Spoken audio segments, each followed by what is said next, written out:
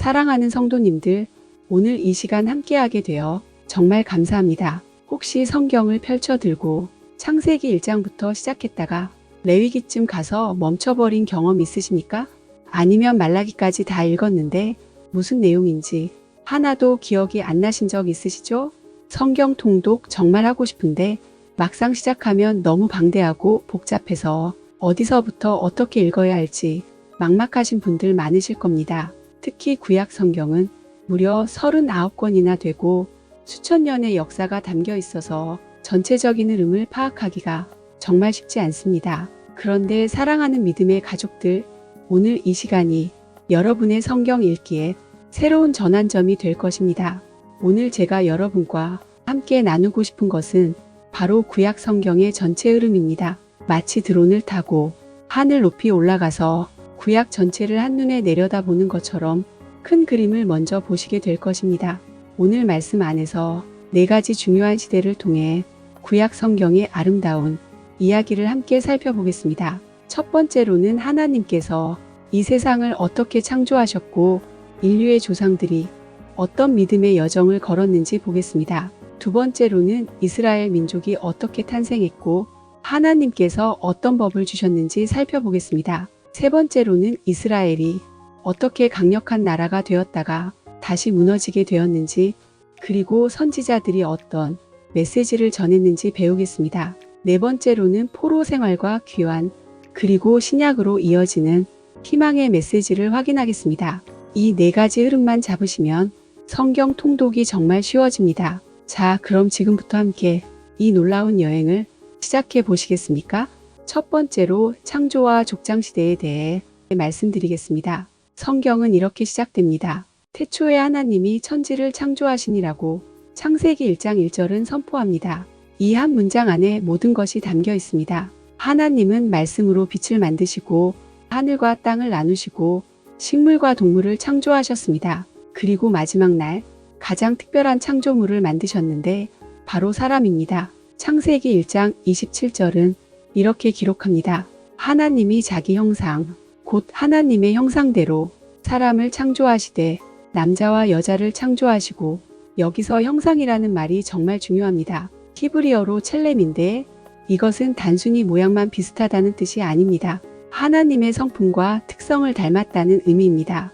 생각하고 선택하고 사랑하고 창조할 수 있는 능력을 받았다는 것입니다. 사랑하는 성도님들, 이것이 우리 존재의 가장 큰 비밀입니다. 우리는 우연히 생긴 존재가 아닙니다. 하나님의 형상대로 특별히 지으심을 받은 귀한 존재입니다. 그런데 아담과 하와가 선악과를 먹으면서 죄가 세상에 들어왔습니다. 창세기 3장은 인류 역사상 가장 슬픈 장면을 보여줍니다. 죄로 인해 하나님과의 관계가 깨졌고 에덴 동산에서 쫓겨나게 되었습니다. 하지만 하나님은 그 자리에서 포기하지 않으셨습니다. 창세기 3장 15절에서 이미 구원의 약속을 하십니다.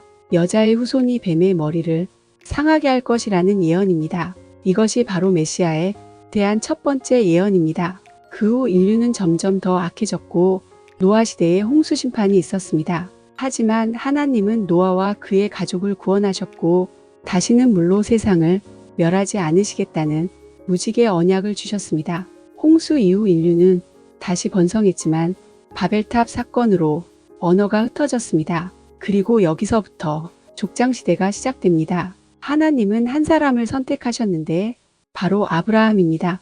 창세기 12장 1절에서 3절, 하나님께서 아브라함에게 말씀하십니다. 너는 너의 고향과 친척과 아버지의 집을 떠나 내가 내게 보여줄 땅으로 가라. 내가 너로 큰 민족을 이루고 내게 복을 주어 내 이름을 창대하게 하리니 너는 복이 될지라. 너를 축복하는 자에게는 내가 복을 내리고 너를 저주하는 자에게는 내가 저주하리니 땅의 모든 족속이 너로 말미암아 복을 얻을 것이라. 이 언약이 얼마나 중요한지 아십니까? 이것은 단순히 아브라함 개인에게 주신 약속이 아닙니다. 이것은 온 인류를 구원하시겠다는 하나님의 계획입니다. 아브라함의 후손을 통해 모든 민족이 복을 받을 것이라는 약속은 결국 예수 그리스도를 통해 이루어집니다. 아브라함은 믿음으로 순종했고 100세의 아들 이삭을 얻었습니다. 이삭은 야곱을 낳았고 야곱은 나중에 이스라엘이라는 이름을 받았습니다. 야곱에게는 12명의 아들이 있었는데 이들이 바로 이스라엘 12지파의 조상이 됩니다. 특히 요셉의 이야기는 정말 드라마틱합니다. 형들의 미움을 받아 애굽의 노예로 팔려갔지만 결국 애굽의 총리가 되어 가족을 구합니다. 창세기 50장 20절에서 요셉은 이렇게 고백합니다. 당신들은 나를 해하려 하였으나 하나님은 그것을 선으로 바꾸사 오늘과 같이 많은 백성의 생명을 구원하게 하시려 하셨나니. 사랑하는 믿음의 가족들, 이것이 구약의 첫 번째 메시지입니다. 하나님은 창조주이시며 인간의 죄에도 불구하고 구원의 계획을 포기하지 않으신다는 것입니다. 그리고 한 사람이 믿음과 순종을 통해 온 세상을 축복하실 수 있다는 것입니다. 여러분도 하나님의 형상대로 지음받은 특별한 존재입니다. 여러분의 삶 속에서도 하나님은 선한 계획을 이루어가고 계십니다. 두 번째로 출애굽과 율법 시대로 넘어가겠습니다. 창세기가 끝날 때 요셉의 가족 70명이 애굽에 정착합니다. 그런데 출애굽기가 시작될 때는 어떻게 되어 있습니까? 출애굽기 1장 7절은 이렇게 말합니다. 이스라엘 자손은 생육하고 불어나 번성하고 매우 강대하여 온 땅에 가득하게 되었더라. 70명이 수십만 명으로 늘어난 것입니다. 하지만 새로운 바로가 왕이 되면서 이스라엘 백성을 노예로 삼았습니다. 400년간의 고난의 시간이었습니다. 그런데 하나님은 그들이 신음소리를 들으셨습니다. 출애굽기 2장 24절에서 25절입니다. 하나님이 그들의 고통 소리를 들으시고 아브라함과 이삭과 야곱에게 세운 그의 언약을 기억하사 하나님이 이스라엘 자손을 돌보셨고 하나님이 그들을 기억하셨더라. 여기서 기억하셨다는 말은 단순히 생각해냈다는 뜻이 아닙니다. 히브리어 자카르는 기억하고 행동하신다는 의미입니다. 하나님은 약속을 반드시 지키시는 분입니다. 그래서 하나님은 모세를 부르셨습니다. 불붙는 떨기나무 가운데서 모세를 만나신 하나님은 출애굽기 3장 7절과 8절에서 이렇게 말씀하십니다. 내가 애굽에 있는 내 백성의 고통을 분명히 보고 그들이 그들의 감독자로 말미암아 부르짖음을 듣고 그 근심을 알고 내가 내려가서 그들을 애굽인의 손에서 건져내고 그들을 그 땅에서 인도하여 아름답고 광대한 땅, 젖과 꿀이 흐르는 땅으로 데려가려 하노라. 하나님은 보시고 들으시고 아시고 행동하시는 분입니다. 그래서 10가지 재앙을 통해 바로의 마음을 꺾으셨고 마침내 이스라엘 백성을 해방시키셨습니다. 특히 10번째 재앙인 유월절 사건이 중요합니다. 출애굽기 12장에서 하나님은 어린 양의 피를 문설주에 바르라고 명령하십니다. 그 집은 재앙이 넘어간다는 것입니다. 이것이 바로 유월절 패스오버입니다. 사랑하는 성도님들, 이 어린 양의 피가 무엇을 상징하는지 아십니까? 바로 예수 그리스도의 보혈입니다.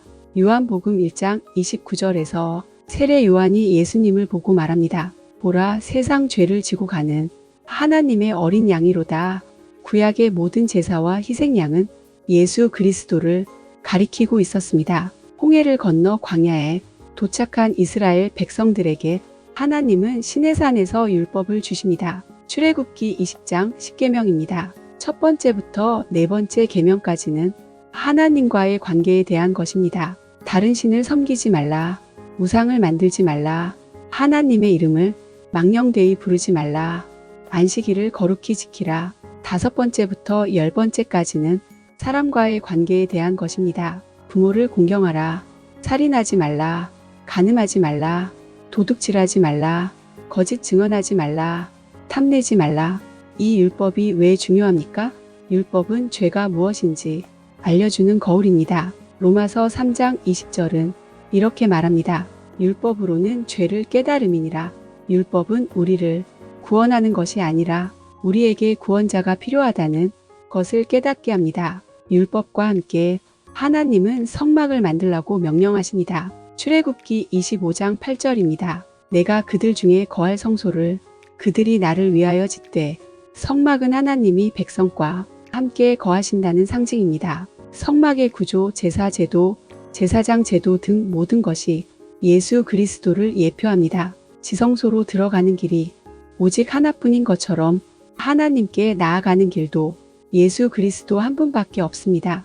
요한복음 14장 6절에서 예수님이 말씀하십니다. 내가 곧 길이요 진리요 생명이니 나로 말미암지 않고는 아버지께로 올 자가 없느니라. 광야 40년의 여정은 이스라엘 백성에게 시험과 훈련의 시간이었습니다. 불평하고 원망할 때마다 징계를 받았지만 하나님은 만나와 메추라기로 먹이시고 반석에서 물을 내셨습니다. 그들의 옷과 신발은 40년 동안 해지지 않았습니다. 신명기 8장 2절은 이렇게 설명합니다. 내 하나님 여호와께서 이 40년 동안에 내게 광야 길을 걷게 하신 것을 기억하라. 이는 너를 낮추시며 너를 시험하사 내 마음이 어떠한지 그 명령을 지키는지 지키지 않는지 알려 하심이라. 광야는 단순히 지리적 장소가 아닙니다. 광야는 하나님을 온전히 의지하는 법을 배우는 영적 학교입니다. 사랑하는 믿음의 가족들, 혹시 지금 인생이 광야를 지나고 계십니까? 힘들고 막막하십니까? 하나님은 그 광야에서도 여러분을 버리지 않으십니다. 만나와 메추라기로 먹이시고 낮에는 구름 기둥으로 밤에는 불기둥으로 인도하십니다. 여러분의 광야도 반드시 끝이 있습니다. 약속의 땅으로 들어가는 훈련의 시간입니다. 세 번째로 왕국시대와 선지자 시대로 넘어가겠습니다. 모세가 죽고 여호수아가 이스라엘을 이끌어 마침내 약속의 땅 가나안에 들어갑니다. 여호수아서 1장 9절에서 하나님이 여호수아에게 주신 말씀입니다. 내가 내게 명령한 것이 아니냐. 강하고 담대하라. 두려워하지 말며 놀라지 말라. 내가 어디로 가든지 내 하나님 여호와가 너와 함께 하느니라. 강하고 담대하라는 말씀이 여호수아서 1장에만 3번 나옵니다. 왜 이렇게 반복하십니까? 여호수아가 두려워하고 있었기 때문입니다. 위대한 지도자 모세의 뒤를 이어 백성을 이끌어야 하는 부담이 얼마나 컸겠습니까? 하지만 하나님은 내가 어디로 가든지 함께 하신다고 약속하셨습니다. 여리고 성이 무너지고 가나안 땅을 정복하여 12지파에게 땅을 분배합니다.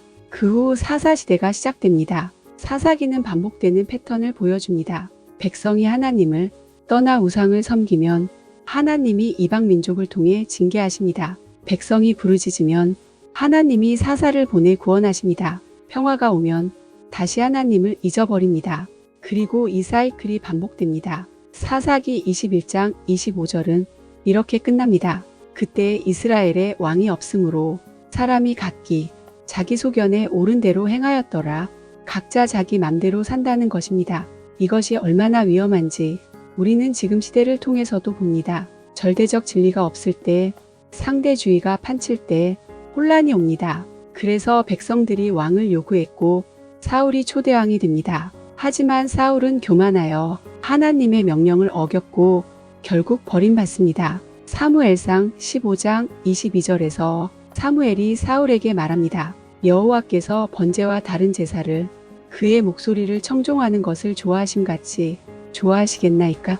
순종이 제사보다 낫고 듣는 것이 순양의 기름보다 나으니 외적인 종교 행위보다 마음의 순종이 더 중요합니다. 하나님은 사울을 대신하여 다윗을 택하셨습니다. 사무엘상 16장 7절 하나님께서 사무엘에게 말씀하십니다. 여호와께서 사무엘에게 이르시되 그의 용모와 키를 보지 말라. 내가 이미 그를 버렸노라. 내가 보는 것은 사람과 같지 아니하니 사람은 외모를 보거니와 나 여호와는 중심을 보느니라.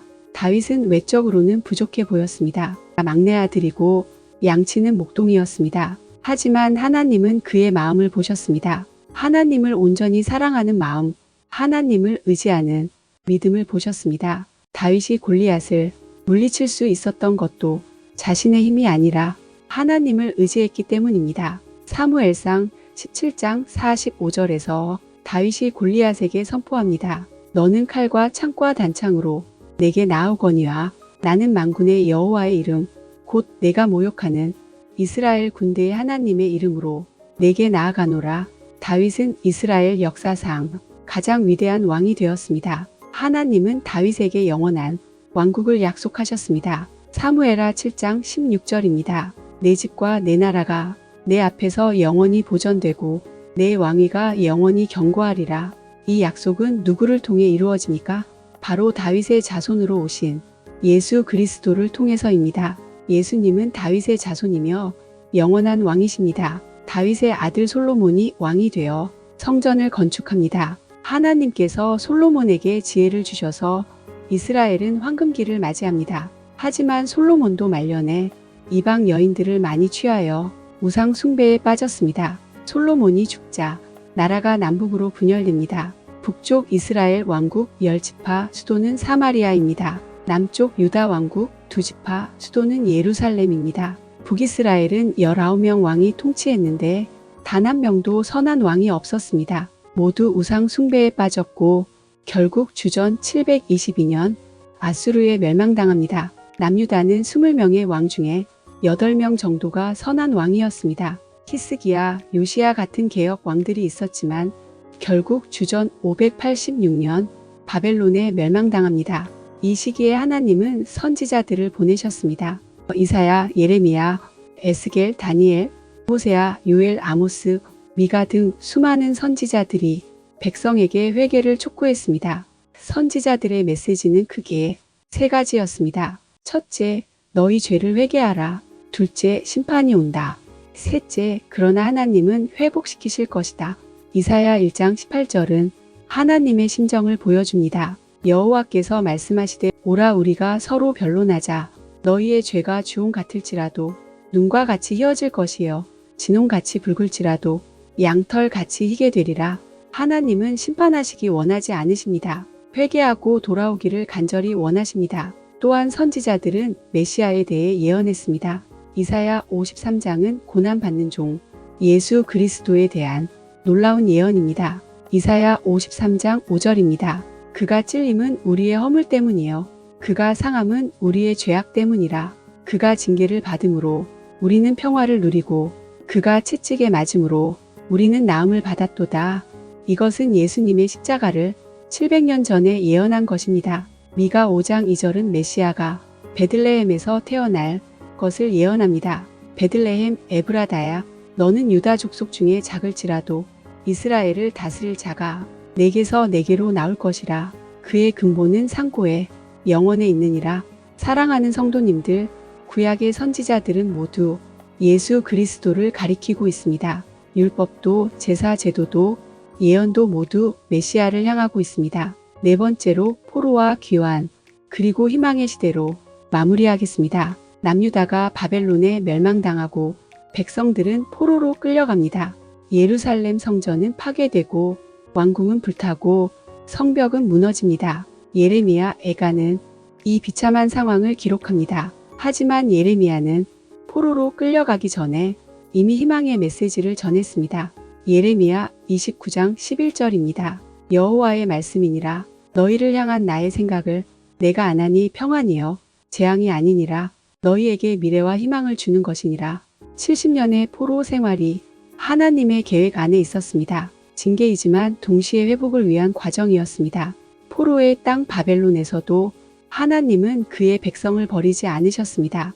다니엘과 세 친구는 바벨론 궁정에서도 신앙을 지켰습니다. 사드락, 메삭, 아벳느고는 풀무불에 던져졌지만 하나님이 함께 하셔서 머리카락 하나 타지 않았습니다. 다니엘 3장 17절에서 18절 세 친구가 왕에게 선포합니다. 왕이여 우리가 섬기는 하나님이 우리를 맹렬히 타는 풀무불 가운데에서 능히 건져내시겠고 왕의 손에서도 건져내시리이다. 그렇게 하지 아니하실지라도 왕이여 우리가 왕의 신들을 섬기지도 아니하고 왕이 세우신 금 신상에게 절하지도 아니할 줄을 아옵소서. 이것이 진정한 믿음입니다. 하나님이 구원하실 것을 믿지만 설사 그렇게 하지 않으신다 해도 순종하겠다는 믿음입니다. 다니엘은 사자굴에 던져졌지만 하나님이 천사를 보내셔서 사자의 입을 막으셨습니다. 다니엘 6장 22절입니다. 나의 하나님이 이미 그의 천사를 보내어 사자들의 입을 봉하셨으므로 사자들이 나를 상해하지 못하였사오니 이는 나의 무죄함이 그 앞에 명백함이오며 또 왕이여 나는 왕에게도 해를 끼치지 아니하였나이다. 하나님은 환경을 초월하여 역사하시는 분입니다. 70년 후 바벨론이 페르시아에 멸망하고 고레스 왕이 칙령을 내립니다. 에스라 1장 2절에서 3절입니다. 페르시아 왕 고레스는 말하노니 하늘의 하나님 여호와께서 세상 만국을 내게 주셨고 나에게 명령하여 유다 예루살렘의 성전을 건축하라 하셨나니 이스라엘의 하나님은 참 하나님이시라. 너희 중에 그의 백성된 자는 다 유다 예루살렘으로 올라갈지어다. 하나님이 함께 하시기를 원하노라. 이것은 기적입니다. 이방 왕의 입을 통해 하나님이 말씀하신 것입니다. 이사야 44장 28절에서 이미 150년 전에 예언된 것입니다. 고레스에 대하여는 이르기를 그는 나의 목자라. 나의 모든 기쁨을 성취하리라 하며 예루살렘에 대하여는 이르기를 중건되리라 하며 성전에 대하여는 내 기초가 놓여지리라 하는 자니라. 하나님은 역사의 주관자이십니다. 이방 왕도 하나님의 손 안에 있습니다. 스룹바벨의 인도로 첫 번째 귀환이 있었고 성전을 재건축합니다. 하지만 대적들의 방해로 공사가 중단됩니다. 그때 하나님은 학개와 스가랴 선지자를 보내십니다. 학개 2장 9절입니다. 이 성전의 나중 영광이 이전 영광보다 크리라. 만군의 여호와의 말이니라. 내가 이곳에 평강을 주리라. 만군의 여호와의 말이니라. 재건된 성전이 솔로몬의 성전보다 작고 초라해 보였지만 하나님은 나중 영광이 더 크다고 약속하십니다. 왜냐하면 메시아께서 이 성전에 오실 것이기 때문입니다. 에스라의 인도로 두 번째 귀환이 있었고 율법을 가르쳤습니다. 느헤미야의 인도로 세 번째 귀환이 있었고 성벽을 재건합니다. 대적들이 방해하고 조롱했지만 느헤미야는 기도하며 일했습니다. 느헤미야 4장 14절입니다. 내가 돌아본 후에 일어나서 귀족들과 민장들과 남은 백성에게 말하기를 너희는 그들을 두려워하지 말고 지극히 크시고 두려우신 주를 기억하고 너희 형제와 자녀와 아내와 집을 위하여 싸우라 하였느니라. 52일 만에 성벽을 완성합니다. 불가능해 보였지만 하나님이 함께 하시면 가능합니다. 구약의 마지막 책은 말라기입니다. 말라기는 주전 400년경에 기록되었습니다. 그 후 400년간 침묵의 시기가 있었습니다. 신약이 시작될 때까지 하나님의 계시가 없었습니다. 하지만 말라기는 메시아에 대한 예언으로 끝납니다. 말라기 4장 2절입니다. 내 이름을 경외하는 너희에게는 공의로운 해가 떠올라서 치료하는 광선을 비추리니 너희가 나가서 외양간에서 나온 송아지 같이 뛰리라. 공의로운 해, 치료하는 광선, 이것이 바로 예수 그리스도이십니다. 말라기 3장 1절은 더욱 명확합니다. 보라, 내가 내 사자를 보내리니 그가 내 앞에서 길을 준비할 것이요. 또 너희가 구하는 바 주가 갑자기 그의 성전에 임하시리니 곧 너희가 사모하는 바 언약의 사자가 임하실 것이라. 만군의 여호와의 말이니라. 이 예언은 신약에서 세례 요한과 예수님을 통해 이루어집니다. 사랑하는 성도님들, 구약은 끝나지 않았습니다. 구약은 미완성 교향곡입니다. 마지막 악장은 신약에서 완성됩니다. 구약의 모든 예언, 모든 제사, 모든 약속은 예수 그리스도를 향하고 있습니다. 히브리서 1장 1절에서 2절은 이렇게 선포합니다. 옛적의 선지자들을 통하여 여러 부분과 여러 모양으로 우리 조상들에게 말씀하신 하나님이 이 모든 날 마지막에는 아들을 통하여 우리에게 말씀하셨으니 이 아들을 만유의 상속자로 세우시고 또 그로 말미암아 모든 세계를 지으셨느니라. 구약에서 하나님은 선지자들을 통해 말씀하셨지만 신약에서는 아들 예수 그리스도를 통해 직접 말씀하십니다. 이제 우리가 함께 나눈 구약의 4가지 시대를 다시 한번 정리해 보겠습니다. 첫 번째, 창조와 족장 시대에서 우리는 하나님이 창조주이시며 인간을 하나님의 형상대로 지으셨다는 것을 배웠습니다. 죄로 인해 관계가 깨졌지만 하나님은 아브라함을 통해 구원의 계획을 시작하셨습니다. 두 번째, 출애굽과 율법 시대에서 우리는 하나님이 약속을 지키시는 신실한 분이심을 배웠습니다. 노예 생활에서 해방시키시고 율법을 주셔서 어떻게 살아야 하는지 가르쳐 주셨습니다. 세 번째, 왕국과 선지자 시대에서 우리는 하나님이 마음을 보시는 분이심을 배웠습니다. 다윗 같은 마음이 하나님을 기쁘시게 합니다. 선지자들은 회개를 외쳤고 동시에 메시아를 예언했습니다. 네 번째, 포로와 귀환 시대에서 우리는 하나님이 징계하시지만 결코 버리지 않으신다는 것을 배웠습니다. 70년 만에 다시 예루살렘으로 돌아와 성전과 성벽을 재건했습니다. 그리고 400년을 기다린 후 메시아 예수 그리스도가 오셨습니다. 사랑하는 믿음의 가족들, 이제 성경 통독이 두렵지 않으시죠? 이 큰 그림을 마음에 새기고 성경을 읽으시면 됩니다. 창세기를 읽을 때 이것이 창조와 족장시대구나 하실 것입니다. 출애굽기와 레위기와 민수기와 신명기를 읽을 때 이것이 출애굽과 율법 시대구나 하실 것입니다. 여호수아부터 역대기까지 읽을 때 이것이 왕국시대구나 하실 것입니다. 이사야부터 말라기까지 읽을 때 이것이 선지자들이 메시지구나 하실 것입니다. 모든 것이 예수 그리스도를 가리킨다는 것을 발견하실 것입니다. 누가복음 24장 27절에서 부활하신 예수님이 제자들에게 말씀하십니다. 이에 모세와 모든 선지자의 글로 시작하여 모든 성경에 쓴 바 자기에 관한 것을 자세히 설명하시니라. 모든 성경은 예수 그리스도에 관한 것입니다. 구약은 예수님이 오실 것을 예언하고 신약은 예수님이 오셨음을 증거하고 요한계시록은 예수님이 다시 오실 것을 약속합니다. 성경은 처음부터 끝까지 예수 그리스도에 관한 책입니다. 이제 여러분은 구약의 전체 흐름을 아십니다. 오늘부터 성경을 펼쳐 보십시오. 창세기 1장 1절 태초에 하나님이 천지를 창조하시니라. 이 말씀으로 시작해서 말라기 4장 6절까지 읽어 나가십시오. 그가 아버지의 마음을 자녀에게로 돌이키게 하고 자녀들의 마음을 그들의 아버지에게로 돌이키게 하리라. 돌이키지 아니하면 두렵건대 내가 와서 저주로 그 땅을 칠까 하노라 하시니라. 그리고 마태복음 1장으로 넘어가십시오.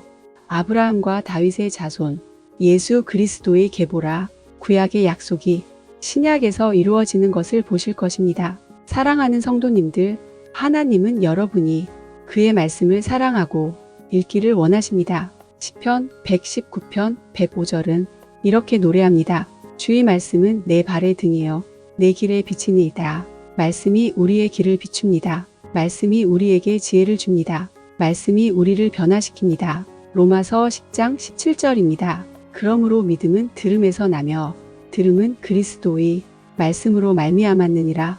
말씀을 들을 때 믿음이 생깁니다. 말씀을 읽을 때 영혼이 살아납니다. 여러분의 손에 성경이 있다는 것이 얼마나 큰 축복인지 아십니까? 옛날에는 성경 한 권을 손으로 베껴 쓰는데 몇 년이 걸렸습니다. 성경을 소유하는 것 자체가 특권이었습니다. 많은 사람들이 성경을 읽고 지키기 위해 목숨을 바쳤습니다. 지금 우리는 손쉽게 성경을 읽을 수 있습니다. 스마트폰으로도 컴퓨터로도 책으로도 읽을 수 있습니다. 이 특권을 낭비하지 마십시오. 오늘부터 매일 조금씩이라도 성경을 읽으십시오. 하루 10분이면 됩니다. 10분씩 읽으면 1년의 성경을 다 읽을 수 있습니다. 아침에 일어나서 말씀으로 하루를 시작하십시오. 밤에 잠들기 전에 말씀으로 하루를 마무리하십시오. 말씀이 여러분의 삶을 변화시킬 것입니다. 말씀이 여러분에게 힘을 줄 것입니다. 말씀이 여러분을 인도할 것입니다. 여호수아 1장 8절의 약속을 기억하십시오. 이 율법책을 내 입에서 떠나지 말게 하며 주야로 그것을 묵상하여 그 안에 기록된 대로 다 지켜 행하라. 그리하면 내 길이 평탄하게 될 것이며 내가 형통하리라. 말씀을 묵상하고 순종할 때 형통합니다. 세상의 기준이 아니라 하나님의 기준으로 형통합니다. 물질적인 풍요만이 아니라 영적인 풍요를 누립니다. 평안과 기쁨과 소망이 넘치는 삶을 살게 됩니다. 사랑하는 믿음의 가족들, 오늘 이 말씀이 여러분에게 도전이 되기를 바랍니다. 오늘부터 성경 통독을 시작하십시오. 창세기 1장 1절부터 시작하십시오. 오늘 제가 나눈 큰 그림을 기억하면서 읽으십시오. 모든 것이 예수 그리스도를 가리킨다는 것을 기억하십시오. 읽다가 막히는 부분이 있어도 포기하지 마십시오. 레위기의 복잡한 제사법이 이해가 안 되어도 괜찮습니다. 계속 읽어 나가십시오. 나중에 다시 읽을 때 이해가 될 것입니다. 중요한 것은 끝까지 읽는 것입니다. 완벽하게 이해하려고 하지 마십시오. 하나님의 음성을 듣는 마음으로 읽으십시오. 성령님께서 여러분에게 말씀하실 것입니다. 여러분에게 필요한 구절이 눈에 들어올 것입니다. 위로가 필요할 때 위로의 말씀이 보일 것입니다. 힘이 필요할 때 힘의 말씀이 들릴 것입니다. 방향이 필요할 때 인도의 말씀이 깨달아질 것입니다.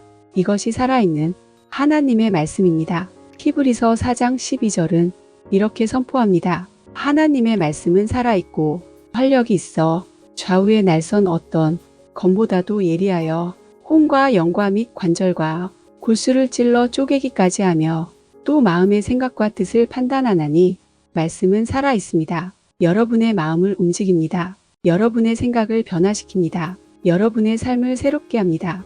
오늘 이 영상이 도움이 되셨다면 좋아요 버튼을 눌러주시고 구독과 알림 설정도 부탁드립니다. 여러분의 댓글로 은혜를 나눠주시면 다른 분들에게도 큰 격려가 됩니다. 어떤 구약 인물이 가장 기억에 남으시는지, 어떤 말씀이 마음에 와닿으시는지 댓글로 나눠주십시오. 그리고 성경 통독을 시작하시겠다고 결심하신 분들은 댓글에 선포해 주십시오. 저는 오늘부터 성경 통독을 시작합니다라고 선포하시면 그 선포가 여러분에게 힘이 될 것입니다. 함께 성경을 읽어가는 믿음의 가족들이 되기를 바랍니다. 다음 영상에서는 신약 성경을 정리해 드리겠습니다. 사복음서부터 요한계시록까지 신약의 큰 그림을 보시게 될 것입니다. 구약과 신약이 어떻게 연결되는지, 예수님이 어떻게 구약의 모든 예언을 성취하셨는지 보실 것입니다. 기대해 주시고 다음 영상도 함께 해주시길 바랍니다. 사랑하는 성도님들, 여러분 한 분 한 분을 축복합니다. 하나님의 말씀이 여러분의 삶에 생명과 능력이 되기를 기도합니다. 말씀을 사랑하고 말씀을 묵상하고 말씀대로 살아가는 복된 여러분이 되시기를 주님의 이름으로 축복합니다. 오늘도 여러분과 함께 할 수 있어서 감사했습니다. 다음 시간에 또 만나 뵙겠습니다. 하나님의 은혜와 평강이 여러분과 함께 하기를 기도합니다. 샬롬.